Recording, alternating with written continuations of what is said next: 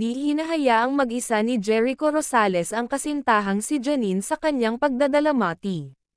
Lagi siyang nasa tabi ni Janine upang magbigay ng lakas ng loob.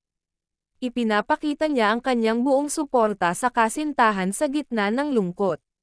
Naging matatag na sandigan si Jericho para kay Janine sa burol ni Pilita Corrales. Malaki ang kanyang naitutulong sa pag-aasikaso ng mga bisita sa burol. Hindi lamang siya kasintahan kundi katuwang sa mga responsibilidad sa panahon ng pagluluksa. Kitang-kita ang pagmamahal at pag-aalaga ni Jericho kay Janine. Tahimik man, dama ang kanyang presensya at malasakit. Isa siyang malaking tulong sa emosyonal na pinagdaraanan ng kanyang kasintahan. Sa kabila ng lungkot, pinipilit niyang maging matatag para sa kapakanan ni Janine at ng buong pamilya.